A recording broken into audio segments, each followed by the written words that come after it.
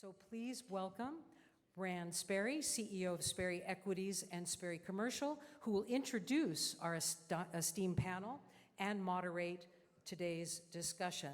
Applause. Rand, the floor is yours. Thank you. Well, this is going to be fun. We actually, Lucy, did this. This isn't our first rodeo. That's right. Yeah, we did it maybe 10 years ago. Yeah. And backed by popular demand, we thought, look, this is a business and ethics conference, and we really should talk a little bit about business and ethics. And so I thought, what talent we have in this entire room and in the county in terms of CEOs. And so I thought I'd bring three of my favorites up here to talk, and they were very gracious and willing to do that.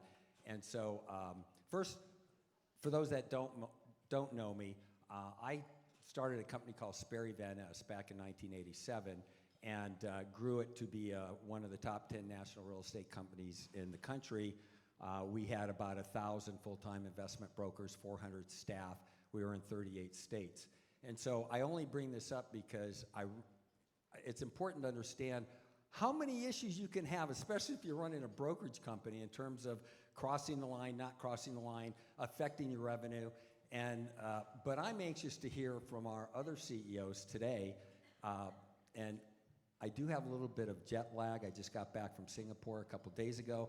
So I am not going to introduce you three, Annette, Kevin, and Oscar. You're going to introduce yourselves because I probably mess it up. But what I'd like you to do is definitely explain how many employees you have working for you, talk about your business very briefly, and then how many employees you have so we can get an idea of how many issues you probably have running the company.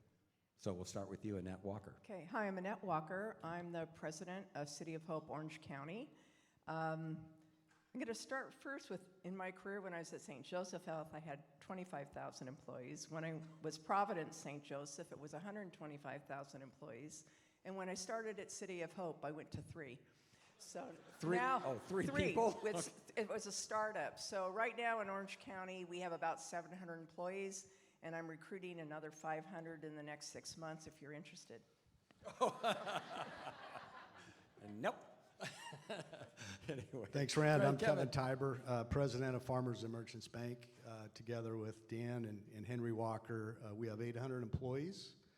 And one pickup I had, and Sister John Ellen, thank you, that was beautiful, is I do hope that at least my wife and staff will call me St. Kevin, as Sister John Ellen said. So thank you.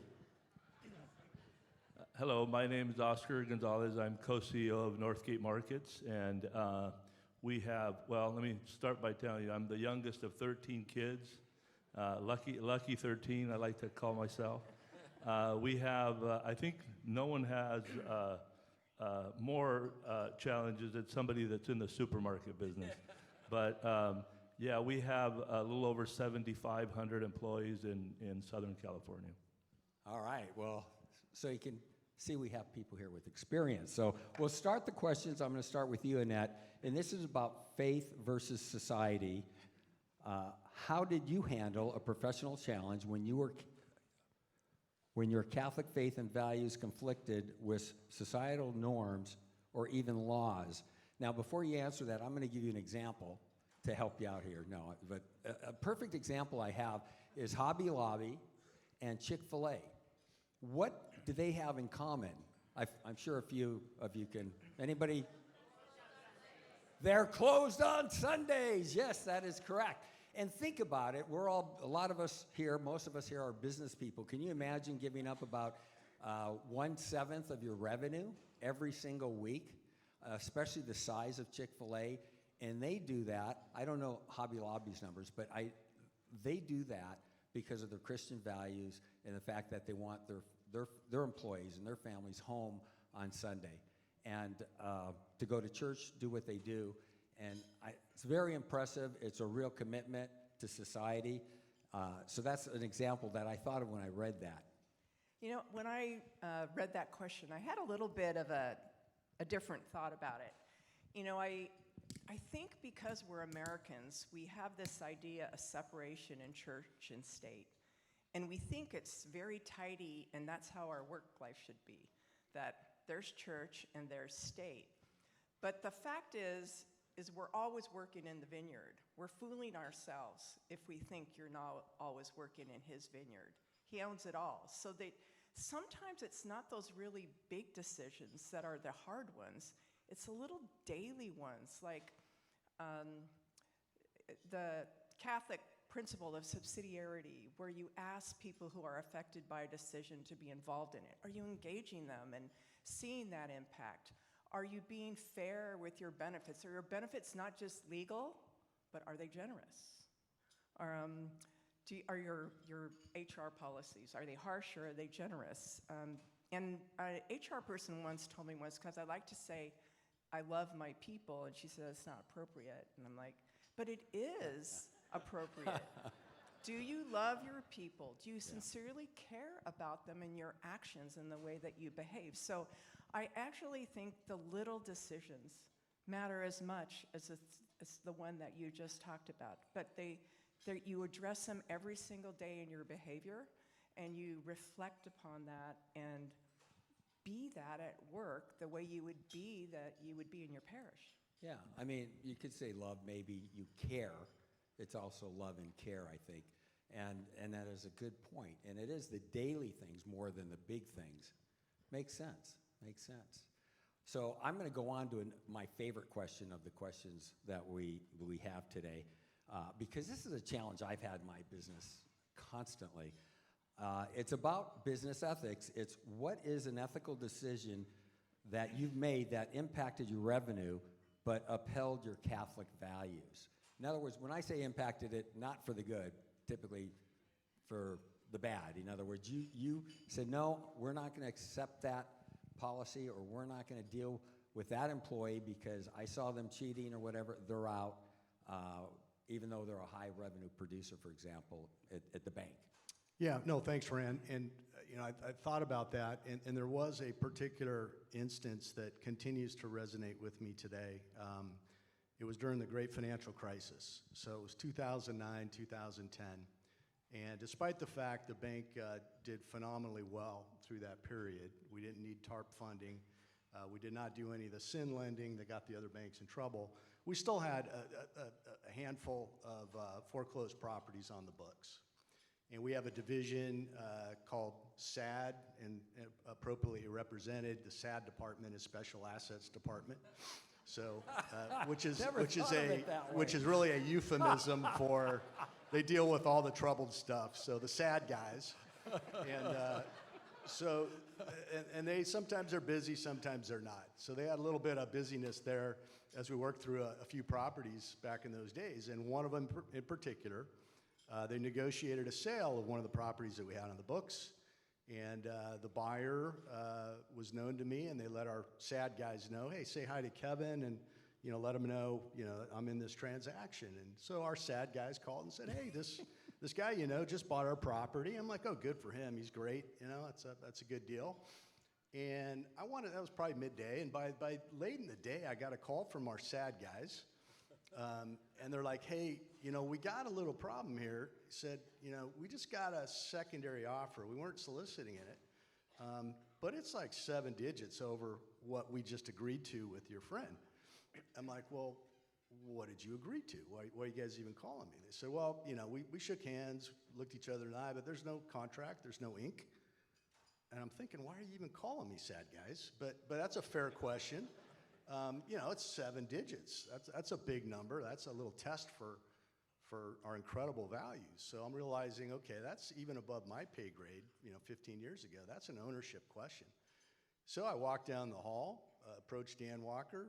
We'd sit down the hall from each other, and I said, Dan, I got a little bit of a problem here. He's like, well, what's the problem? I said, we agreed in principle with this individual on a foreclosure sale, and subsequent to that, we got a much higher offer, despite the fact that we agreed, shook hands.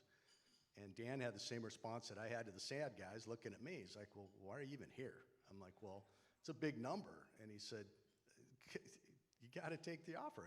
Our word is our bond. That's a big poster of C.J. Walker in our lobby that reminds us that every day. So I was very relieved that we tested those values with dollars, and maybe 8 digits changes it, I don't know, but 7 didn't.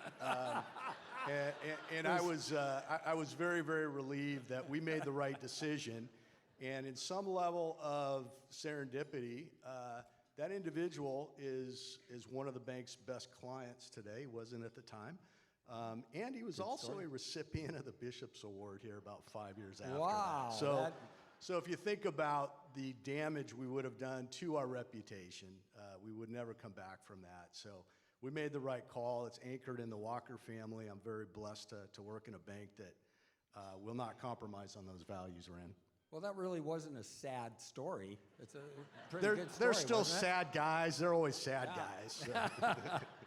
So we're going to go on and ask Oscar the same question, but before we do, I just got a sidebar because that sad thing. So back in 2008, we started having trouble with about 4 or 5 of our properties. We wanted to separate them from the other 50 and set up a new LLC. And I said, well, we'll use our last names. I'm Sperry, Burton Young is Y, and then Jack Carroll. So it's SYC, so it was going to be sick properties. So, and Burton goes, no, we're not doing that. And we put the C before the Y, and it was SCY properties. So we're not the only ones with a sick sense of humor, I guess. Thanks for telling that story. Oscar, how about you? What do you think of this? Yeah, it's a little different angle. I think that really ethical decisions are, a daily and really daily. And I think when you think about sort of the intention, whether you're dealing with an employee that's, making minimum wage or a vendor or a partner, I think that the reality is that being grounded in like true integrity and knowing that, whether it's a decision that's going to impact you with millions of dollars or whether it's a decision that you make around, your employee benefits that impacts, your associates in a way that's disproportionate. And I think, and I will tell you, I know for me, so much of this, of this sort of heart piece really comes from my upbringing. My parents as immigrants in this country and really struggling to really, just care for their family. This becomes a daily task for me and for our company, and making sure that, you're making the right decisions every day and every time. And if you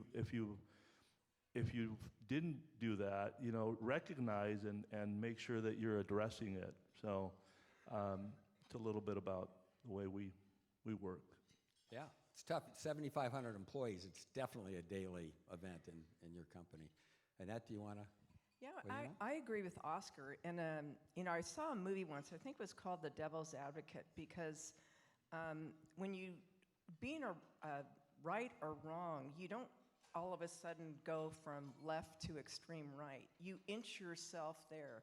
So every time you make an unethical decision, you get yourself closer to that side of the realm. And every time you make a good one, you get yourself closer this way. We don't become evil overnight, nor do we become good, but it's a consistent philosophy of how you choose. And every time you choose one direction, it's easier to go that way. I have one question, though. When you said you're going the wrong way, you pointed at me. Yeah, well, I don't know if you noticed that. well, but- after what Oscar said, it was an easy choice. I'm sorry. Thanks. All right. This one's a little more personal, but who in your life, all right, who in your life, beyond formal authority, that means like Sister John Ellen, kept you grounded and provided guidance when you faced a tough ethical decision?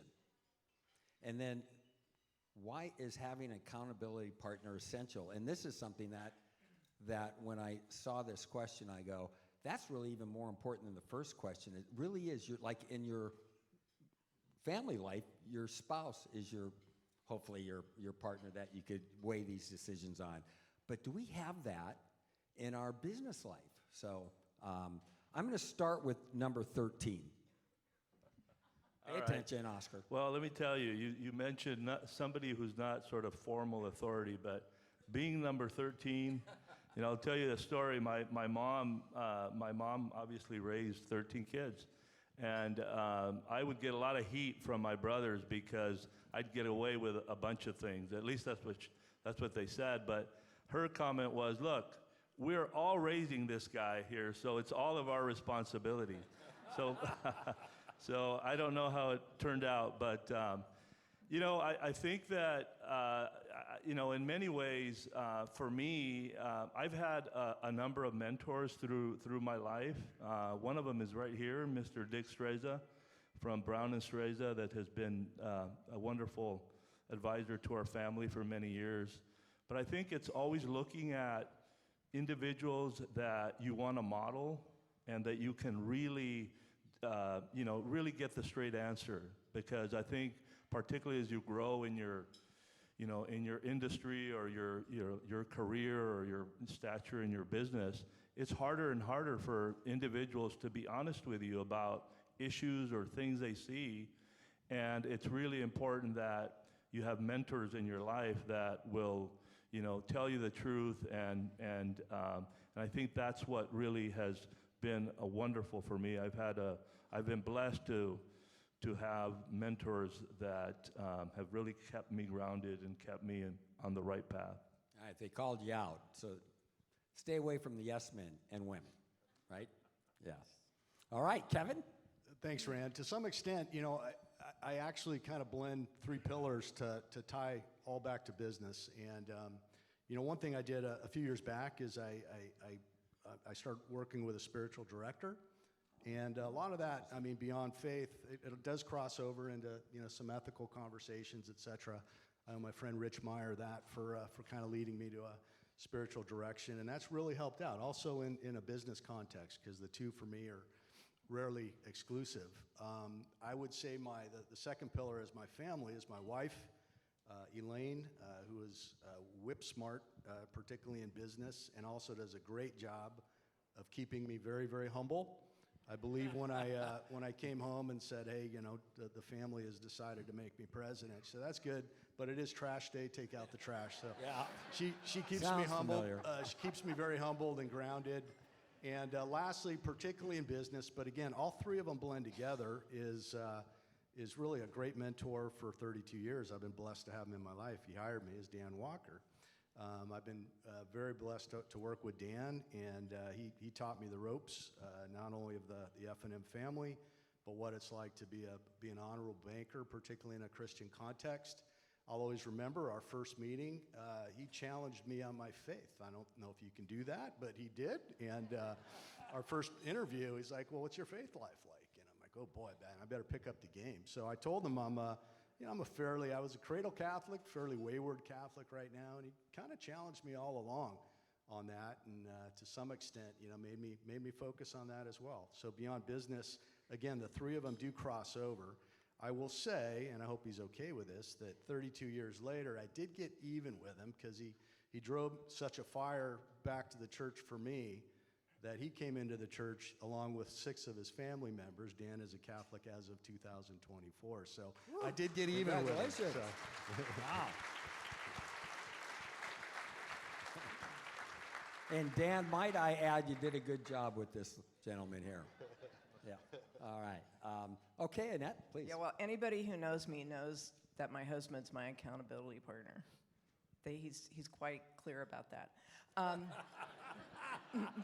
But anyway, I think when you talk about the work environment, the higher you go, the more difficult it is to find people you can have some of those open conversations with. And sometimes it's just about, you don't want to burden people below you with your own anxieties and some of the fears that you might have about the business.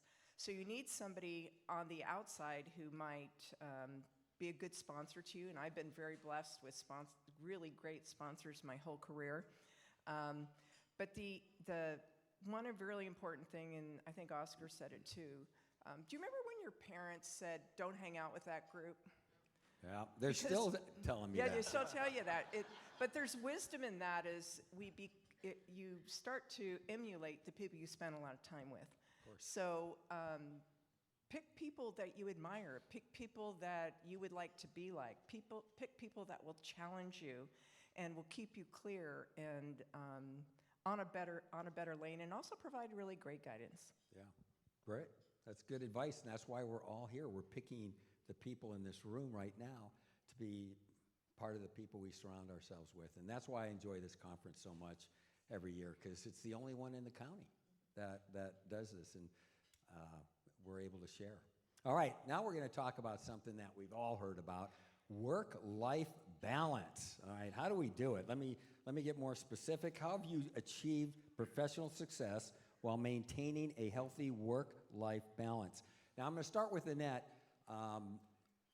We have 6 children. Annette has 6 children, so we have that in common. They went to Santa Margarita Catholic High School. Santa Margarita, did you ever hear that? I don't know about Kevin and Oscar in terms of their numbers, but I know it's certainly with 6, it's been a challenge for me. But how about you? Well, you know, I think that word balance is funny. I think, I do believe God wants to bless us beyond all measure, but you have to say yes. And so if you want grand things, it's grand work. And a big family is that. But I think if you had been at our dinner table on any night of the week, you would have reminded you of watching the show ER, where, you know, we're triaging the family. You're going to soccer at 5. I'm going here. I'm taking the kids in the morning, and it was a lot of cooperative work between my husband Chuck and myself. And then, as Oscar said, the older kids start to help with the younger kids, and it's actually very good for everybody when that starts to happen. But I think that, you know, there's ebbs and flows with work and home, and you have to go to the greatest need at the time. I did have this rule in my head with the kids that were young. I don't ever miss something where your absence will never be forgotten. You can't go to everything, but there's a whole lot of stuff like they're not going to remember, and they don't care about. I like that one. That is really a good way to decide how to spend your time. Yeah, I love it. Yeah, it is. And then the other thing is, don't neglect your spouse, because the kids will be happy if you're happy. Yeah, happy. And you'll work it out as a team or as a group. I might sound a little sexist, but I've heard happy wife, happy life. So Yeah, my husband says that too. Yeah. Why don't they have one the other way around? It doesn't rhyme, I guess. That's the problem. Getting back to the prior question, I know running this question by, you know, my wife, she would say, you know, it's a sin to misrepresent yourself because you have no balance. But I will take a stab at it, because there has been times when I've been, you know, more in balance, and it does ebb and flow. But you know, I try to again keep fairly simple in my life. Really just representing those 3 pillars: faith, family, and work. Clearly, sometimes work will, you know, certainly impede on the other 2. But I do, again, you know, I have a devotion to my family. I've tried to represent that. The bank holds those values as well. I do remember as a young dad, Dan was very important. I coached softball for 10 years. Many times I'd have to go out. And my wife, again, my accountability partner, made some things non-negotiable. Back to school nights, teacher conferences, her focus on education, those were non-negotiable. And again, just keeping a very simple focused life. I'm a boring guy, 30 years married, 30 years at F&M, 30 years in the same house. Wow. But that does help keep a balance. I do keep very, very focused at that level, Rand. Well, with that kind of background, I think you qualify for a loan at Farmers Merchant Bank. Maybe. Pretty stable guy. Maybe. Yeah, that's pretty good. All right, number 13. Yeah, number 13. A little bit of context. So I think, to your point, I think work-life balance is such a sort of ebb and flow. And so context is, you know, my father came to the United States in the early 60s, and my mother stayed back in Mexico. And so he was here to work. So you think about like the non-balance. So he left for a whole year. And I tell you this because in many ways, my upbringing was, if I wanted to see my dad, I would go to the small store that he was in, and that's where everything happened. That's where we all got together as a family. So, you know, this work-life balance means a lot of different things. My sort of, you know, my philosophy behind it is, you know, there's times where you just have to work really, really hard, and it's not a daily or weekly or even monthly balance. I think there's stages in your life where you just have to commit and you got to go for it. And however, I do think that, I think there's a sort of almost a shaming today of, hey, if you don't show up to every game and to everything, it's like you're not a great parent. And I just think that there's so many great examples of seeing your mom or dad work so hard that they couldn't attend, the practice, or they couldn't attend whatever the event is. I do agree there's things you can't miss, and you've got to do everything that's possible. But I think it's more about, certain priorities and certain stages of your life, and then understanding how to balance all of those needs. And I think you can feel it, when something is out of balance. And I think some of that, you just have to be, in tune with God and understand how, your decisions, your intentions, and your actions are really sort of impacting that work-life balance that's in your mind or what you want to achieve. Very good. Can I say one more thing yeah, on that? yes, I think please. it's really important to choose if you're going to work for an organization whose values align with yours and who appreciate family. Because if those things don't align, you're never going to be happy. You're never going to be balanced no matter what. Wow, that's 100% a great extra comment that you came out of line and said. No, Without permission. without permission. No, it really is. It's so important. So I'm glad you brought that up. I mean, we pride that at our company at Sperry Commercial.